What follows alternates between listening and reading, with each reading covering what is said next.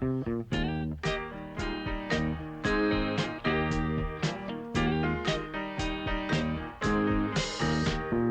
bow, bow, bow, bow, bow, bow, bow. Do-do-do-do, do-do-do-do. Hey, hey, what are you saying?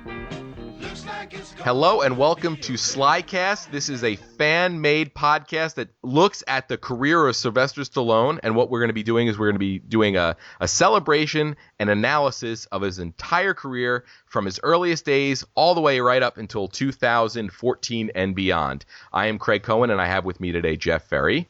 Good evening, everyone. And Jeff Hewlett. How's it going? All right, guys, so here we are. I know we've talked about this for a long time.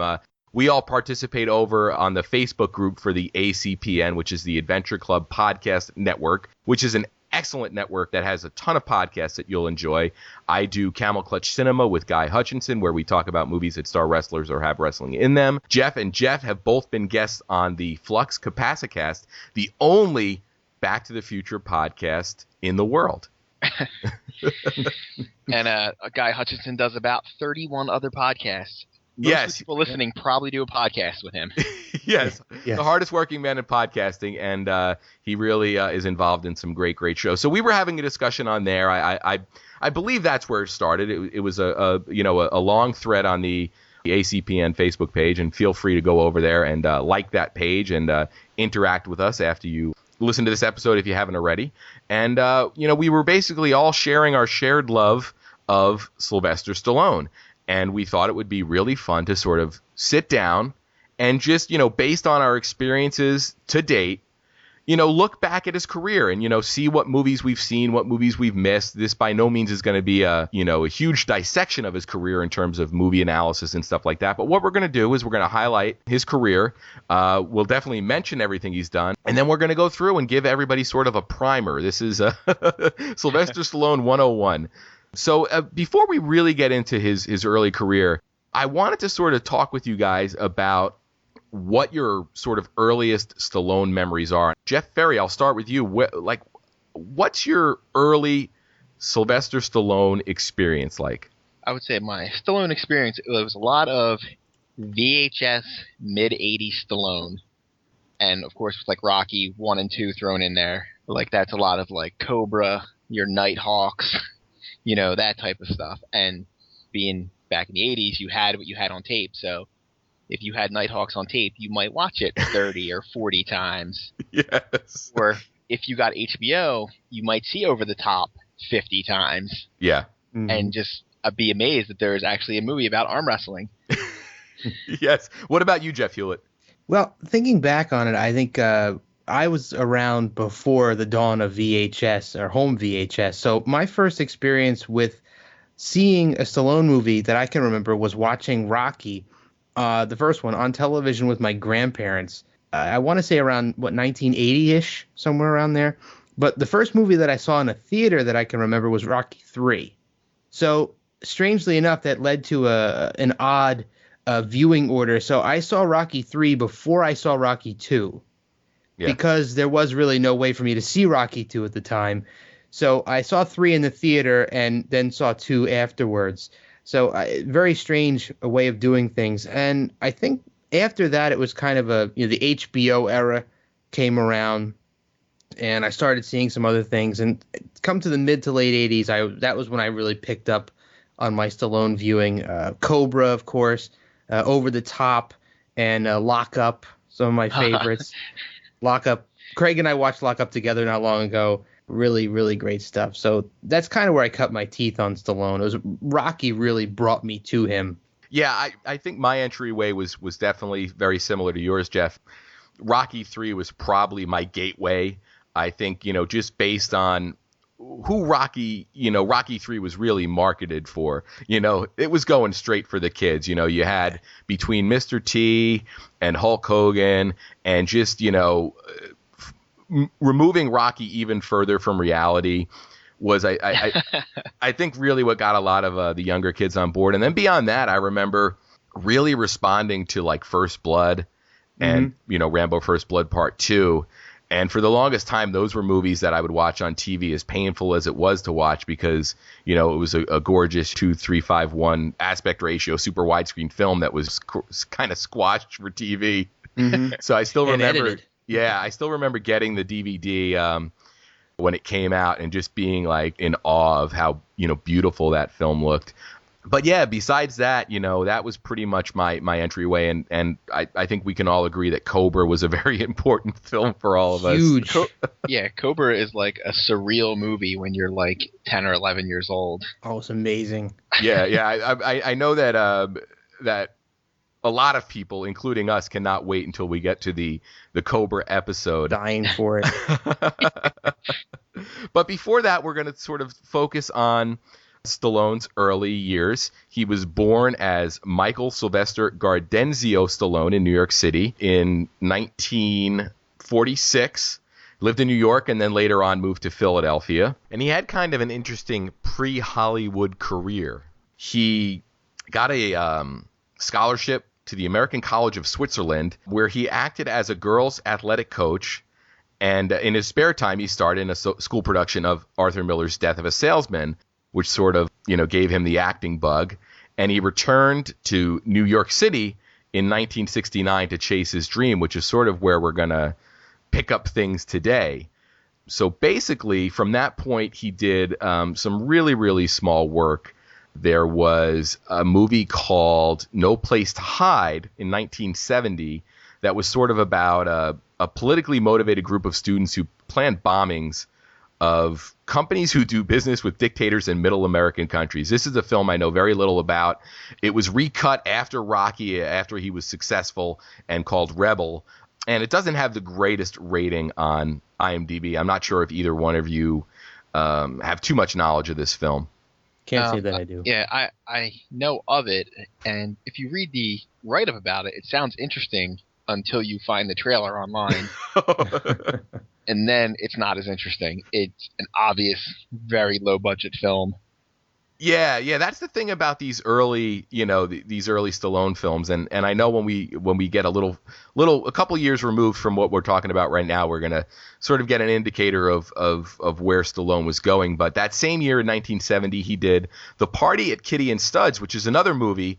It was a softcore, a pornographic film, and after Rocky again, it was sort of recut and marketed as the Italian Stallion. Now, everybody wanted some of that Stallone money. Now, The Party at Kitty and Studs, the only footage I've seen from it is sort of this trailer that was put together to promote the release of the Italian Stallion. Have either of you guys actually sat down and watched The Party at Kitty and Studs? Do honestly, I have to answer that question? I didn't have the heart to do it, man. We won't judge you, Jeff Ferry. Okay, well, I didn't watch the whole thing, but I managed to find I saw the trailer, and then they had about 40 minutes of it you could get your hands on. Okay. And you didn't miss anything. It is as bad as you might think it could be. I know they recut it. It's supposed to be softcore porn. Yeah. I mean, it maybe rates as like a Cinemax 2 a.m. film. Yeah, Nice. I think that was the case with that film. I mean, nobody was attempting to make a serious artistic statement. Somebody was looking to turn a little bit of money into a little bit more money. I mean, even for a 70s, whatever they were trying to be, softcore porn film, it's bad even for that. I mean, if you need the full Stallone, they show it. He basically has said about that film that he was at the lowest point of his career. He had no money, and it was either that or basically go out and rob somebody. So he was a desperate, starving actor, and he did what he had to do. And there's probably thousands upon thousands of those stories where they did their Party at Kitty and Studs and didn't make it. Yeah. Well, I did read one quote from him. I know there was a theater that was selling it for like $10,000 a night for somebody to see it, and somebody interviewed him about it, and he said, for $10,000 a night, I'll show up there. It's probably a better use of your money. Yeah, really. So in 1971, he had what can only be, I guess nowadays you'd call it a cameo, but back then he was a nobody, so it's basically a bit part in the Woody Allen film Bananas, which was a comedy, and it was about a bumbling New Yorker who, after being dumped by his activist girlfriend, travels to a tiny Latin American nation and becomes involved in its latest rebellion. But the scene with Stallone involves some muggers on a subway train, and there's no dialogue in this scene. Yeah, I saw it. It's actually a pretty funny scene. It is. You know, you got Stallone and another, goon sort of, wreaking havoc on a subway train, and Woody Allen sort of reading his paper, trying his best to avoid interacting with them, and they end up really giving an old lady a hard time, and finally Woody's had enough, and he grabs him by the shoulders and pushes him out the door at the next stop, and before they have a chance to get back in the car. And he turns his back, and then sure enough, the doors had opened again, and they were able to get in. It is a funny scene, and if you do some searching, you can find those little clips. Yeah, it's funny. As I watched the clip, I thought to myself, this is a little foreshadowing of his working on the docks in Rocky 1, where he's shaking people down for money. Right? It's a little prep work. Yeah. I think he was working for Gazzo back then. Yeah. So then after that, he had an appearance in another movie that I'm familiar with, but I've never seen, called Clute from 1971. And it starred Jane Fonda and Donald Sutherland and Roy Scheider. And from what I understand and from what I've seen, he is basically an extra in a nightclub scene. Yeah. I don't think that's one of the few. I think I've never seen that movie. Yeah, I was watching some of it, and there was a disco, not a disco, I guess it was pre-disco, but, a New York City nightlife scene. And from what I had read, he is in that scene. So at this point, I don't think we've really talked about anything that is essential to, the legend that is Sylvester Stallone. And what really is, kind of blows it open for us is the 1974 film he did, The Lords of Flatbush, which I didn't watch until about a week ago when I knew we were finally going to sit down to do the show. What about you guys? Same here. I think I watched it the same time you did. I'd only heard of it in connection with Rocky. That's the only time I've heard of it. Yeah, and the interesting thing for me about this, the takeaway was, I knew that Henry Winkler was in it as well, and I was really surprised at how little Henry Winkler there was in this movie. Yeah, same with me. I was really surprised by that when I got done watching it. I said to myself, you see him at the end in the wedding scene. I'm like, I think you've only seen him for maybe a total of 10 minutes. Yeah, and this was right around the time that he this is the same year that he started on Happy Days, so I don't know when he filmed this in relation to Happy Days. Happy Days started airing in January of 74, and The Lords of Flatbush came out in May of 74. I'd imagine he had already signed on to Happy Days, but while watching The Lords of Flatbush, before I really started looking at timetables, I had this amazing alternate reality in my head where Stallone ended up being the Fonz, and we had 10 years of Sly Stallone on a sitcom. But real quick, before we talk about The Lords of Flatbush, let's just run down the plot real quick. Set in 1958, the coming-of-age story follows 4 Brooklyn teenagers known as the Lords of Flatbush. The Lords chase girls, steal cars, play pool, and hang out at a local malt shop. The film focuses on Chico, attempting to win over Jane, a girl who wants little to do with him, and Stanley, who impregnates his girlfriend Franny, who wants him to marry her. So, that pretty much just laid out the film for us. Yeah, that's pretty much it. Can I ask you guys a question? Please. Did either one of you guys get this movie? I got the amazing doo-wop soundtrack. Before we go on, I'm gonna talk about this soundtrack.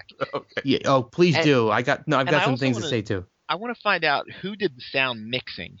It's awful. And I want to punch them in the face because Stallone will be in a scene and he's whispering, and you're turning it up because you can't hear him, and then the music just blasts on, and you're just like, yeah.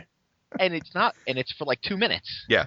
And you're like, what happened? Did you not have enough film? Did you need to run this? You bought the music, you're going to play it, I guess. Yeah, this was one of those things where watching it, I said, this is where Stallone fell in love with the montage. Yeah, really. It had to be some of the worst doo-wop I've ever heard. Oh, it's terrible. It is terrible. It's like public domain doo-wop. Yeah, it's like somebody really wanted a doo-wop soundtrack but didn't want to pay for the rights to real doo-wop songs, so had some friends of theirs whip something up.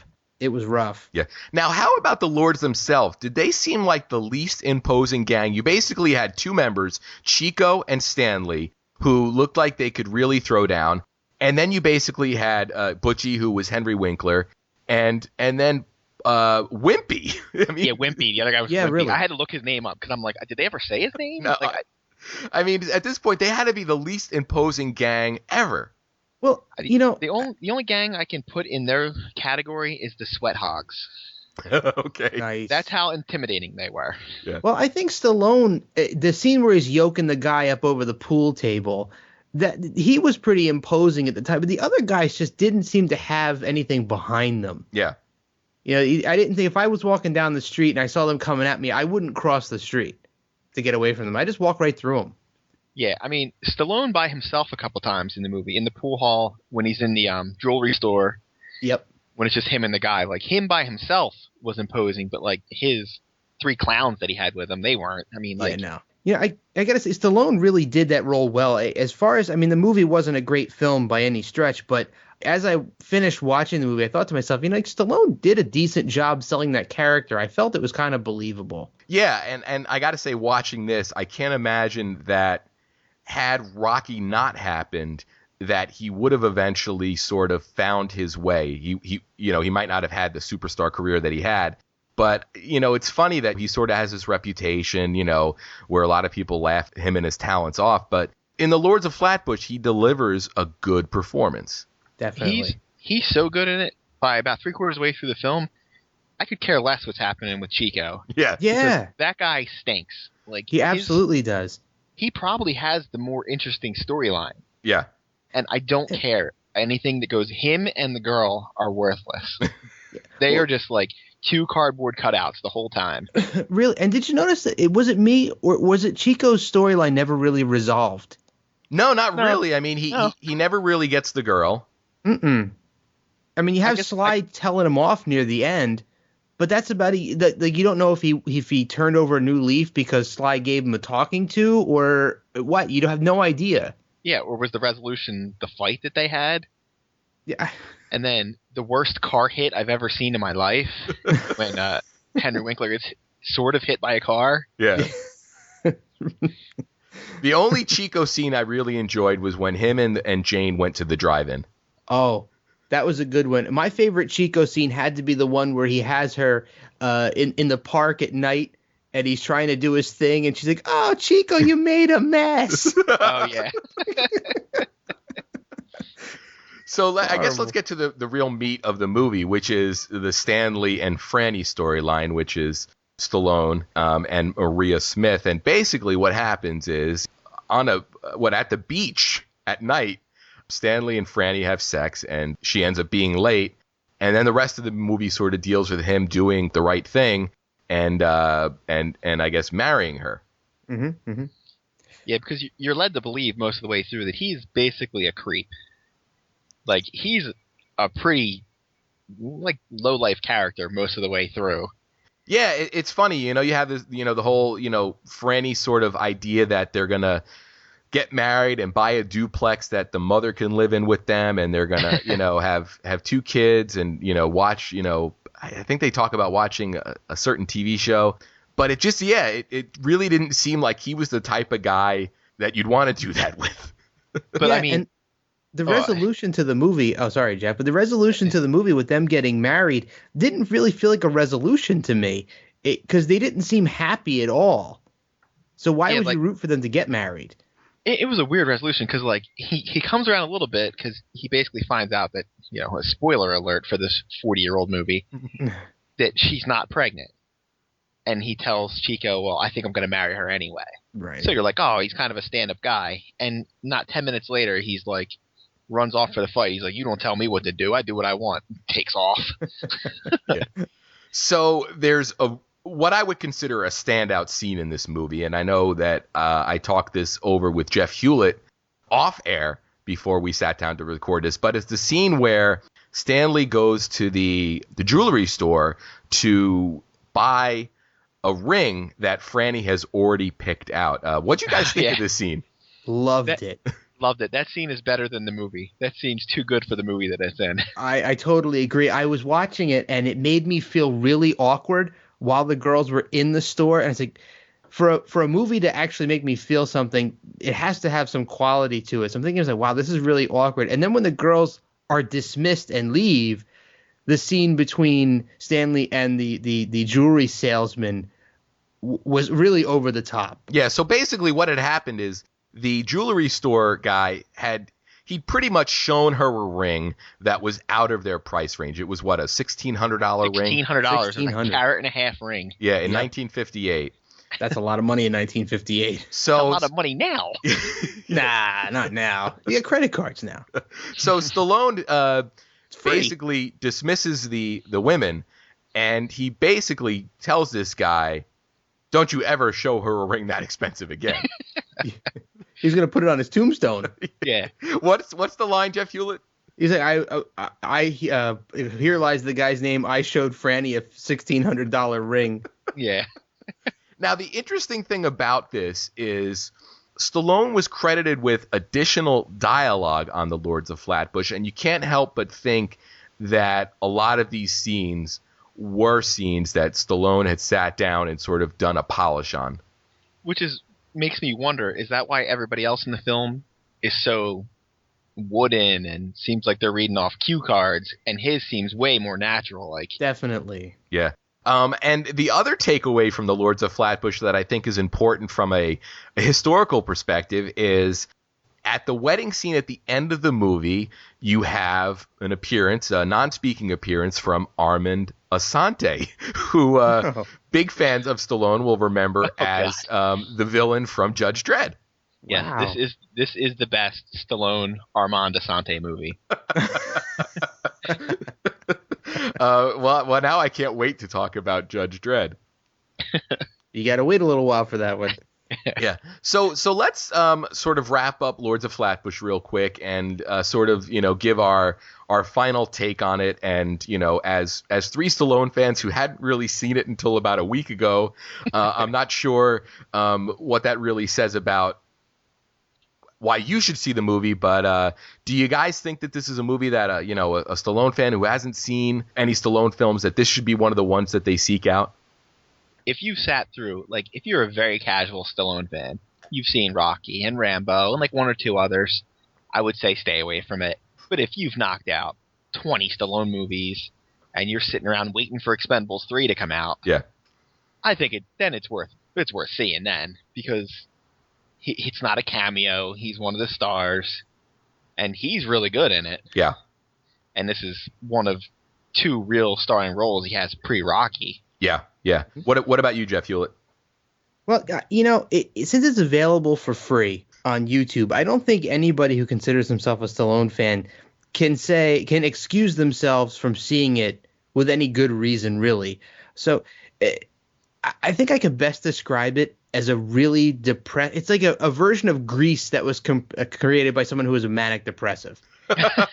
It's really rough, but there's a couple things about it that are redeeming. We talked about the jewelry scene, and Sly himself throughout the movie is pretty much the standout.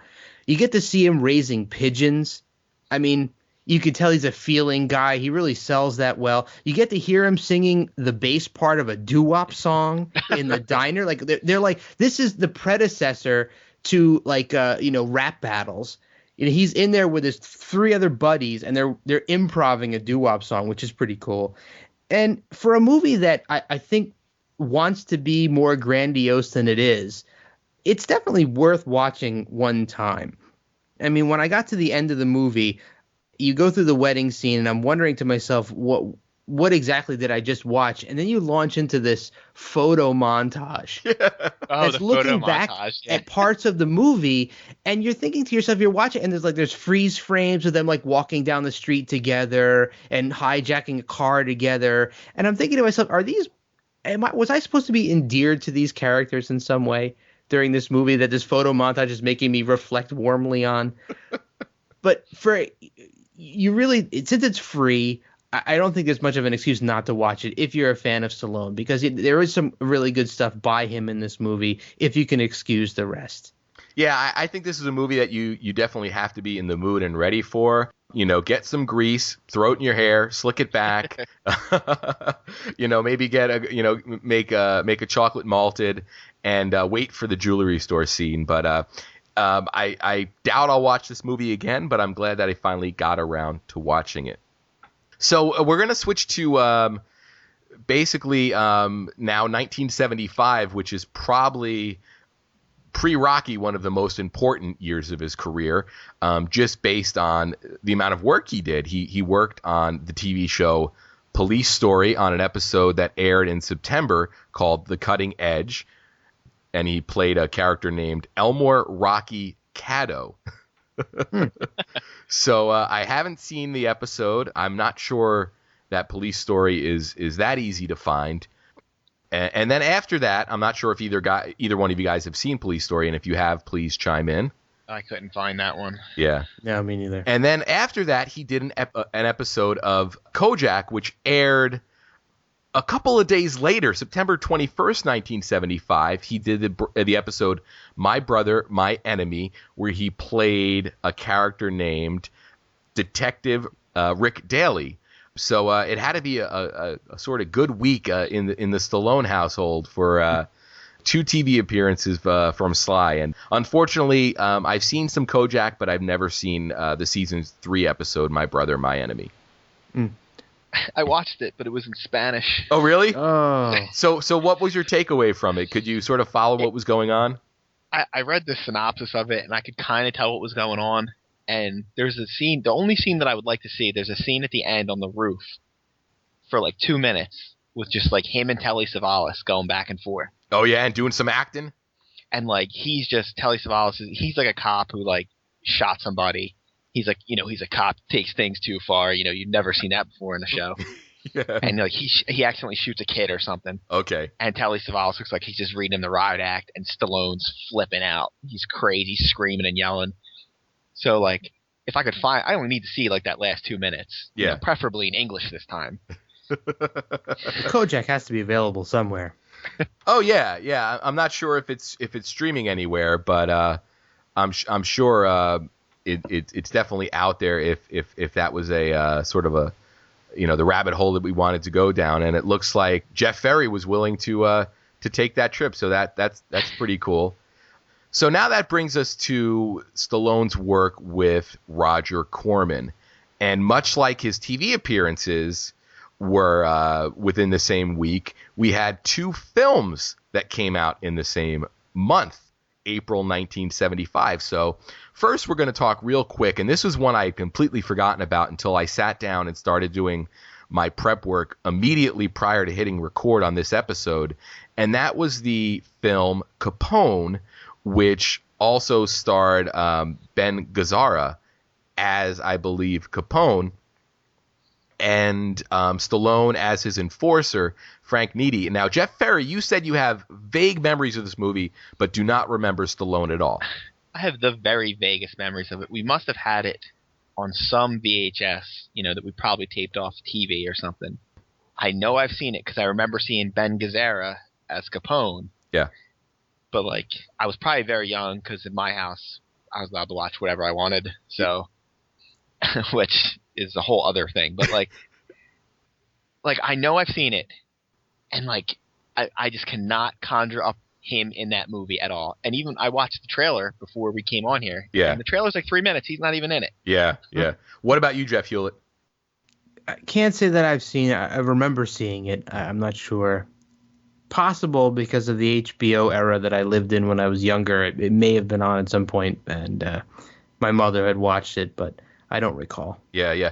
So this was a Roger Corman production, and Roger Corman is kind of the king of the B movie, if you will. He's probably one of the most profitable filmmakers in history in terms of the return on investment he gets. He makes cheap films that go on to make pretty good money. And this came out on DVD via Shout Factory in March of 2011. So I'm inclined to look around and see if I can find it cheap on Amazon. And if I do, maybe we'll have a viewing party. Sounds good. You're gonna have a scene specific commentary for Capone. Oh, maybe Hey. we can do a little offshoot episode for people that really want to, take the advanced masterclass in Sylvester Stallone. So now I want to talk about what I think is really going to be the meat of this episode and the part that I was really looking forward to, and I know you guys are too, and that is the film Death Race 2000, produced by Roger Corman and directed by Paul Bartel, and it stars David Carradine as Frankenstein and Sylvester Stallone as Machine Gun Joe Viterbo. Now, a lot of you people who might not be aware of Death Race 2000 probably know the series of prequels they did that started with the film Death Race with Jason Statham. But aside from the name and the idea of Frankenstein, this is a very different film. So, guys, let's talk about this awesome movie called Death Race 2000. I'm going to ask you first, what are your initial impressions of this film, Jeff Hewlett? I'm so embarrassed to say that I thought I had seen it years ago, but when I watched it again, I realized that I was thinking of something else, and I was sitting there with my jaw agape watching this movie, and I've watched it 2 times since then. I loved it so much, and I am filled with regret that I haven't watched this movie 100 times by now. Well, the great thing is you have time to do that now. Now, Jeff Ferry, what's your Death Race 2000 experience? I think one of my friends showed it to me when I was a kid. He was a Corman fan, so it came my way. Once I realized that it was, once you're 15 minutes into the movie, you realize this is the movie that came up with the, hey, you get a certain amount of points to run people over. Yes. Which I think everyone has done in their car at some point. You see somebody on the side of the road, you're like, oh, it's 10 points, you run that guy over. And then there it is, bigger than life on the screen. It's 10 points for this guy. It's more points if you get a child. It's more points if you get a woman. Yes. An old person, yeah. Old person. Yeah. So this was a movie that I had discovered in the early to mid 90s. I was working. A friend of mine went to film school for college, and we made a short film that ended. I played a hitchhiker, and it ended with the hitchhiker getting run over. So we were watching footage of the hitchhiker getting run over, which was terrible. It was, we basically made a scarecrow and ran that over. Yeah, I've been there. So one of his classmates was watching our footage, and he said, "Have you guys seen this movie, Death Race 2000?" And we said no, and he said, "Well, that's got to change." And he found he got a copy to us. And we sat down and watched it, and I had a very similar reaction to, the two of you, where I just couldn't believe what I was watching. Shortly after that, I showed it to my cousin, and I was in college at the time and living with my grandfather, and my cousin lived right down the street. So a lot of times it wasn't too happening at my grandfather's house, so I had to go hang out with my cousin. And we watched this movie basically nonstop. And the great thing about this movie is it is basically an hour and 20 minutes, and that includes credits. So we would watch this movie, rewind it, and start it again. Then go get lunch, and then come back and do that 2 more times. So I really can't think of a movie that I've seen more times than this movie, and I probably can't count the amount of times I've seen it.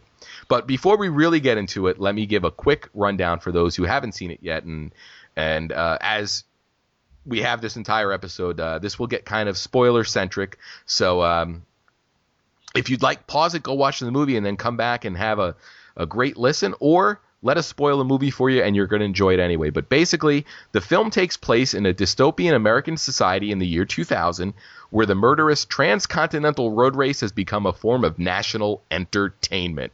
All right, so basically this movie gets right into it. You got this awesome sort of like funky rock music that, leads into a logo that flies right towards the screen. And I mean, at that moment, you know that you're in the movie. Oh yeah, there's no preamble for this. This is definitely a Corman movie. It's like from the time that counter starts going, that movie's going. Yeah. There is no fat in this movie. Yeah, so we basically start out right at the track in New York City, and you've got this wonderful like matte painting of a futuristic New York City. I was going to mention that, with a monorail behind it.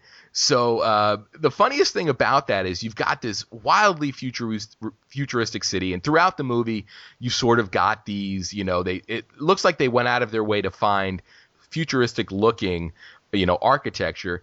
But beyond this sort of very sort of futuristic looking New York City that we get, you don't really get any other future landscapes, which I thought was kind of funny. What do you think, Jeff Hewlett? Yeah, you don't really see. All you really see is a lot of open road up until I think the end when they're pulling into that complex, which is the finish of the race. That looks kind of quasi-futuristic. I mean, now looking at it now in 2013, not quite so much. But if you were back in the mid 70s, that building kind of looked a little bit like it could be from the future. Yeah, Jeff Ferry, what are your thoughts on the futuristic look of the world that is Death Race 2000? Well, in the futuristic world, apparently there is a lot of open road. Mm-hmm. I also kept wondering how they were exactly keeping tabs on everybody, because sometimes it seemed like they knew what was going on, and other times they really didn't. Like, it was really ambiguous about how much they knew was going on in the race. Yeah, and then it also seemed like there were different points where the racers were hearing the TV broadcasts. Mm-hmm. So basically, the movie starts at the starting line, and you get the introduction of all our racers. You've got Nero the Hero, played by Sensei from The Karate Kid. Yeah. You've got So awesome. You've got Calamity Jane, played by sort of a long time, I guess, Corman associate, and a Paul Bartel associate, Mary Warnov. You've got the Nazi, what was her name? Matilda the Hun. Matilda the Hun. And then you've got From Milwaukee. yes. And A making Nazi from no Milwaukee. effort to sound even quasi-German. She's just like, yeah, Sig Heil. And and so all these drivers have navigators, and hers is Skipper from the Love Boat. Yeah. And then, of course, we have Machine Gun Joe Viterbo, who is Sylvester Stallone, straight out of Capone, basically, doing a gangster gimmick. His car pulls up. It's got two huge machetes on either side and a machine gun in the middle. Just a really badass-looking car. And he proceeds to fire at the audience when they boo him. Yeah. It's funny when you see him do that. He's got a Tommy gun in his hand. He's standing up on top of his car, and he's making the Rambo face. Yes. Oh yeah, he's got the Stallone jaw going on. He's like, I'm firing a machine gun. Here's my face. Yeah. It's amazing that existed so far before we actually saw it emerge in the Rambo, especially Rambo 2. Yeah. I can only assume he was firing blanks because they show a shot of the crowd and they're just standing there. Like, they This don't is a care. really bad shot. Yeah, he's a terrible shot. And then our final racer is Frankenstein, and unbeknownst to him, his navigator is a girl named Annie, who was part of a resistance movement who want to overthrow the existing government because they've basically gotten away from American values. And the race starts, and they leave New York City and ultimately or instantly end up in the country. Yeah, pretty much. And there's gorgeous mountains.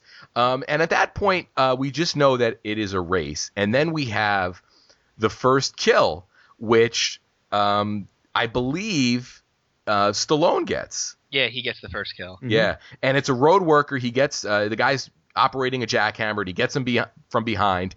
And the funniest thing about this is it's an extremely violent and very painful looking death. He basically impales the guy on one of the long knives on the front of his car. He flips over, lands on his head, and then the announcer basically calls it a clean and painless kill. Yeah.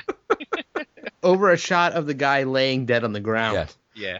So the funny thing about this movie is there was a basic sort of disagreement between Roger Corman and director Paul Bartel about the tone of the movie.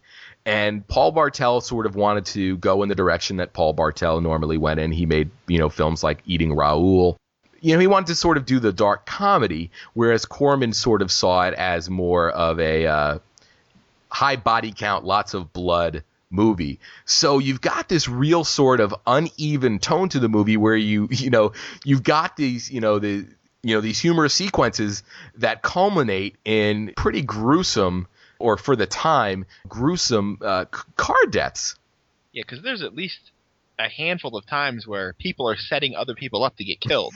Yeah, absolutely. And my favorite one is where they're setting up all of the geriatric folks. Oh my God, that's in front hilarious. of the hospital, and you think Frankenstein is going to plow right through them for more points, but instead he swerves and takes out all the doctors. Yes, it was euthanasia day at the geriatric hospital, and based on rule changes that year, elderly 75 plus were worth 100 points. Yeah, it doesn't make any sense to me though.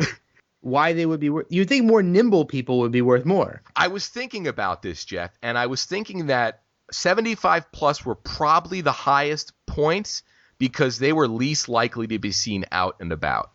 Is that? And that's probably why, like, normal age men were the least. Yeah. I think they were only 10 points to get.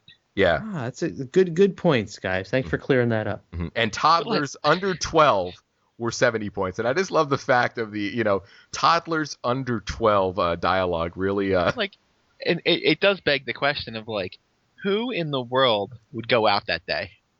Mm-hmm. Yeah, really. Why take the chance? Yeah, like what road crew decided it would be all right to, do major road work? So one of the other some of the other highlights in terms of the car kills, you have the three greasers who are playing chicken with Calamity Jane, where they've opened up a manhole and they're basically standing in the middle of the road, playing chicken with her. And it has the famous line, or at least famous between me and my cousin, chicken in a basket, chicken in a casket. Two of the guys jump in the hole.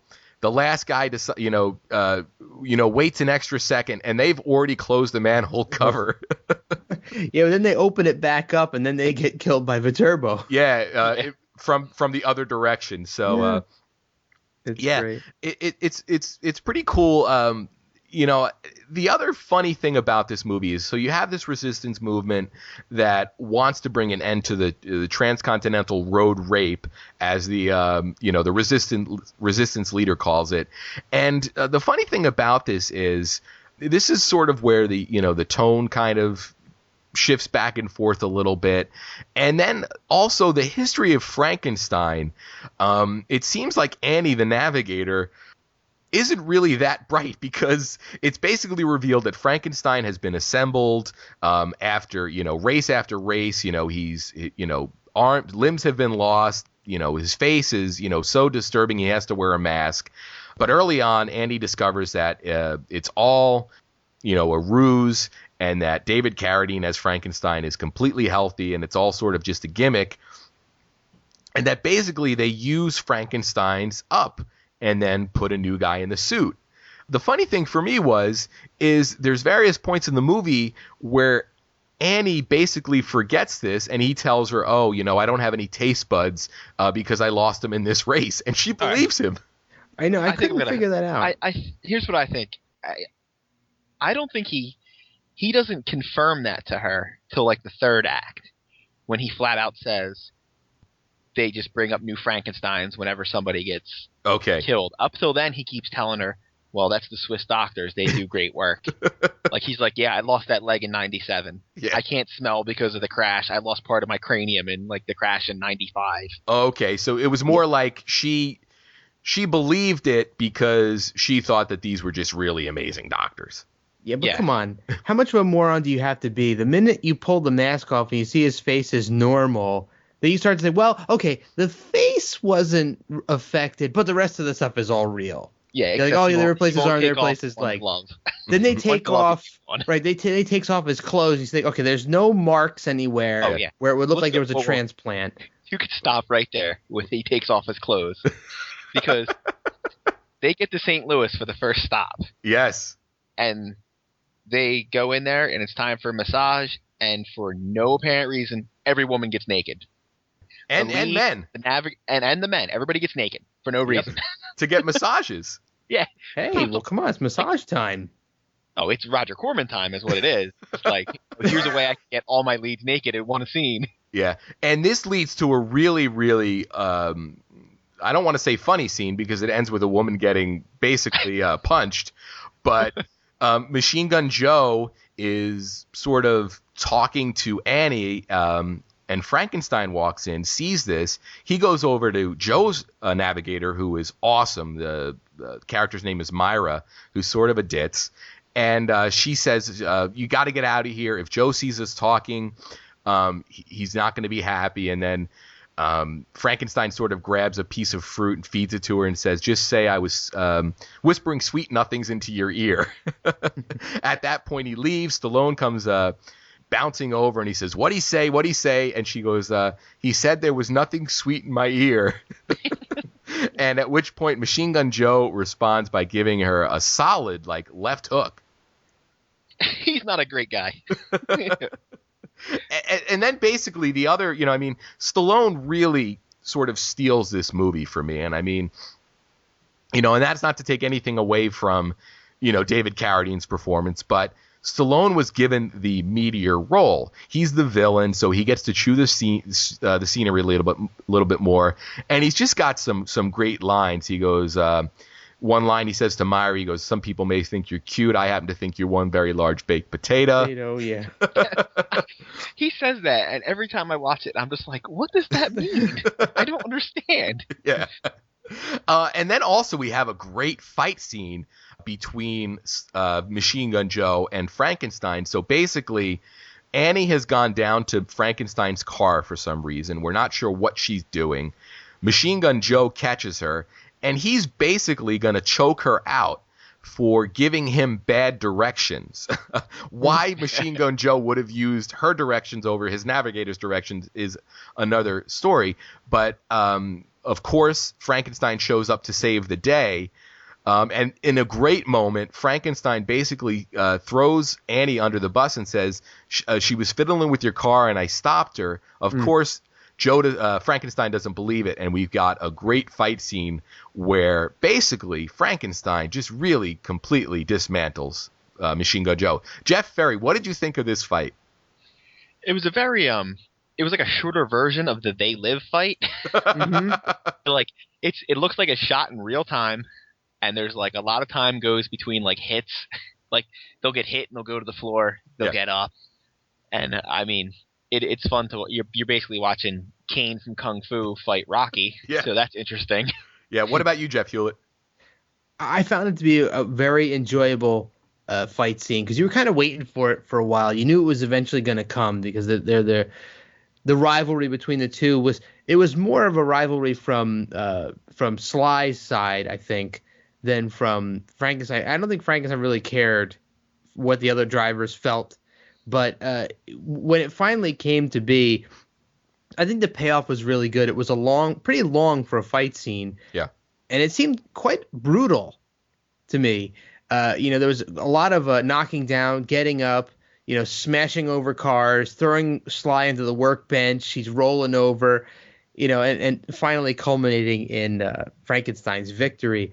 I thought it was pretty satisfying, and I think it felt pretty realistic for a fight scene of that era. Yeah, the funny thing about it is after the fight's over, Machine Gun Joe is pretty much laid out on the hood of his car after Frankenstein held his head to one of those big knives.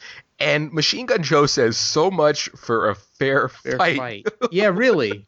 Yeah, what does that mean? I don't know. He's the one that he basically starts the fight with a sucker punch. Pretty much. Yeah. So, we get a hand-to-hand sequence between Machine Gun Joe and Frankenstein, and then we get an actual on-road battle, which is pretty cool, too. So at the end of the movie, the Resistance, who the whole time the government are telling people is the French. Oh, that is an extra piece right there. So just awesome. Out of nowhere, they just announce, hey, it's the French. Yeah, who destroyed the national economy and the telephone system. Yeah. Yeah, why? It's like, and they every time they talk about the president, he's in Russia. Yeah. He's at his palace in Beijing. Yeah. Like, so the Resistance makes their move at the end, and this is where Frankenstein single-handedly defeats the Resistance plane in his car. And it's we get another great Stallone moment here where Machine Gun Joe and Myra are sort of up on a hill watching the action, and Machine Gun Joe says, "The rebels are really giving it to Frankenstein. Go Rebels!" He's sitting on the little overlook there watching all the action, and then Andy says, "Well, aren't you going to help him?" He's like, "Hell no." Yeah. Get the hell out of here. So Frankenstein dispatches the resistance. He sort of does this turn into a cliff that I guess the plane doesn't see and causes the plane to crash. Resistance defeated, and now it is a one-on-one race between Joe and Frankenstein. All the other racers have been dispatched to the finish line, and they're side by side. And the whole movie, Frankenstein's been wearing this glove, which he revealed to Annie earlier in the movie that there was a hand grenade. He had a fake hand. It was apparently the only limb he had ever lost. I don't know how he lost this hand. It's a hand grenade. Hand grenade. Yes. So he's got like this mannequin hand that screws on. So they're racing along. Annie says, "Give me your hand." They're side by side with Joe's car, and she throws the hand into Myra's lap. Myra begs Joe to stop the car because she keeps saying it's a hand grenade. There's a hand in the car. And sadly, when they stop, they don't stop in enough time, and they blow up. And that is the end of Machine Gun Joe. Probably one of the most memorable cinematic villains of the 1970s, and I count that against Darth Vader. Wow. Wow. I got to say this. I know that there was some Facebook activity around you watching this movie, Jeff Hewlett, and it seemed like a lot of your friends were excited about this movie. Yeah, I was a little bit surprised by how many people turned out to kind of chastise me a little bit about not having seen this movie before. And I'm going to turn around and I'm going to turn that chastising on you. Okay. Mr. Craig Cohen, by saying, and I'm a little bit surprised that you there's a couple of things that you glossed over here that I was hoping that you'd bring up, but I'll bring them up. All right. Well, it's our show, so please feel free to steer this race in whatever direction you wish. Oh, all right. Well, we skipped over a couple of the deaths of the other racers, Okay. which one of which I thought was really symbolic with the Wile E. Coyote Roadrunner methodology they used to kill Matilda with that fake tunnel that led her off the cliff. Yeah, Matilda and Calamity Jane. Matilda killed Calamity Jane's navigator, Yes. who was roadside doing some repair work with his torso laid out on the road, basically inviting Oh, absolutely. being run over. Yeah, but so they're chasing each other, and you have that these three guys come out and set up a detour. I mean, how elaborate is this with this big fake tunnel that they set up? Yeah, I mean, it's terrible. I mean, Who would fall for that? Matilda. Apparently so. it should have said acne on the side of Yeah. it. Yeah, really. Which is funny because later on, Calamity Jane says, Matilda was one of the best drivers I knew. Yeah, well, that's not saying much. Yeah, but they also insinuate that Calamity Jane either sleeps with her navigators or sleeps with her. Yes. Well, don't they all sleep with their navigators? Isn't that the point? It seems like that's just insinuated, like that you have to sleep with your navigator. Yeah, well, you have that one scene where the girl's going to sacrifice herself to Frankenstein, and she introduces herself the day before, and he says, "What, do you want to sleep with me?" And she says, "Oh, no, that is a privilege that is only extended to your navigator who worked long and hard to get that position." Yeah, and he tells her to leave because he's like, if you're not going to sleep with me, you Yeah. can get out. Yeah, really, skins or leave. But she is a member of the St. Louis Lovers of Frankenstein. Yeah. A fan club. Every year, I guess one person volunteers to sacrifice themselves for some points. And I'm not sure how many points he got for this girl, but, I know women are 10 points more than men. But it didn't seem like a really high-scoring opportunity for Frankenstein. It didn't seem like a score that would put him over the top. Now, I would have thought he would swerve a little bit to the left and take out that whole group of girls. Yeah. As opposed to just the one who was standing in the middle of the road sacrificing herself. But Frankenstein's got a heart. Yes. So what else did you want to talk about, Jeff? Well, I really wanted to bring up the Matador scene. I found that scene hysterical. This goofball decides that Calamity Jane, her car has, I guess, tusks on the front, or It's like a bull feet. horns. It's called the bull, right? Yeah. Yeah, and Matilda says at the starting line, the person who named your car the bull only got it half right. Yeah. Yeah, So- apparently they mean shit, right? Yeah. But So we've got this goofball who decides to basically duel with Calamity Jane. He's got his red, sort of cape, and he's taunting her. yeah, pretty much. And it's like a makeshift bullfight while as she's kind of spinning her car around to try to take him out, and he's kind of moving to the side and hanging the little cape out and drawing it over her car as she drives by. But she must miss him 5 times. At I least. mean, Yeah, and then she somehow gets behind him. And that's all she wrote. Yeah, and that is a sort of a great death, if you will. We also have Nero the Hero's death, which is he comes upon a picnic, and for some reason it was a picnic staged by the Resistance, and for some reason he thinks they would all scatter and leave the baby. Which Yeah. is really a Just a doll bomb. that's just got dynamite taped to it. Yeah. That was so funny, man. I was dying as he's you get a close up of this baby whose face is obviously plastic. Man, I felt bad because he went out so early in the game. Yeah, I was hoping Kreese would survive longer. he was going after that baby. No mercy. No mercy. Mercies for the weak. So basically, the movie ends. Or Jeff, were you done? Oh, I could go on for hours. I'll talk about this movie all night with you guys. Oh, great. But basically, it gets to the end, and we learn that Frankenstein, he was raised to be a racer. He has as much disdain for the president as the Resistance, and he wanted to win the race so he could shake the president's hand and destroy him. He lost his hand grenade, so they have to figure out another solution. Annie puts on the Frankenstein suit, which fits her Brilliant. miraculously. And she goes to stab the president, but before she can, her great-grandmother, Thomasina Paine, leader of the Resistance, shoots her, which was all a diversion. And Frankenstein peeks up from behind the wheel of his car and basically scores the president for the final score of the death race. In And his it black counts. leather underwear. Yes. And he marries Annie. He abolishes the Transcontinental Road Race, which gets Junior Bruce, the one of the announcers, very, very mad. And Frankenstein scores him, which really seems like it would be against everything him and the Resistance believed after discontinuing the road race. But I guess he was so upset, or he was pissing off Frankenstein and Annie so much on their wedding day, but there was no choice but to run him over. Man, one final score. And it's funny how the other journalists sort of fall right in line. Junior is giving Frankenstein a hard time, and the one journalist says, let it go at this point. This is what the president wants. And the guy's like, but this is the race, man. I found it quite fascinating that Frankenstein became the president just by winning the race and taking the president out. Yeah, I guess in that future, if you kill the president, you are the new president. Yeah, you keep what you kill. There you go.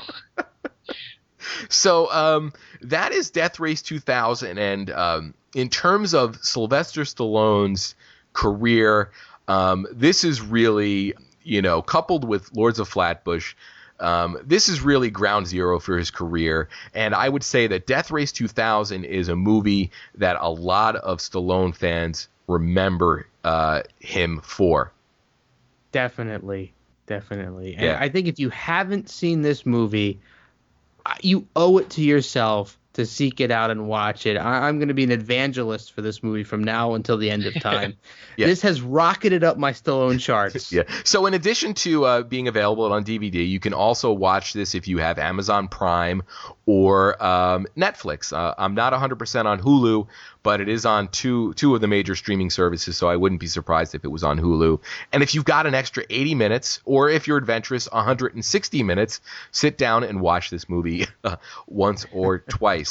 So that basically brings us to 1975. Is there anything else you want to talk about related to the early days of Sylvester Stallone's career?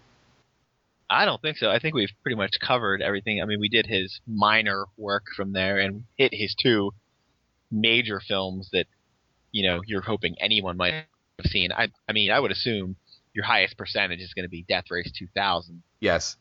Jeff Hewlett, any final thoughts? I think this, as tough a watch as Lords of Flatbush is, I think it's very redeemed by Death Race 2000, and it makes a really great launching point for what I am anticipating to be a great series of shows. I think we have a lot of great stuff coming up to discuss, and I'm really looking forward to watching Death Race again this week. Oh, awesome. Yeah. So what we're going to be doing is next episode, this will be a once a month podcast. And next month, we will be talking about Rocky 1 and 2. So we will devote the entire episode to talking about the sort of career-making movie Rocky and its sequel. And until then, we hope you enjoyed listening. And again, if you haven't been over at the ACPN Facebook page yet, please join us over there for all discussions SlyCast. Jeff Ferry, thank you so much for being here today. Thanks very much for not being a baked potato. And Jeff Hewlett, we will talk to you next time. Absolutely. All right, so thank you, everyone. And until next time, this is SlyCast.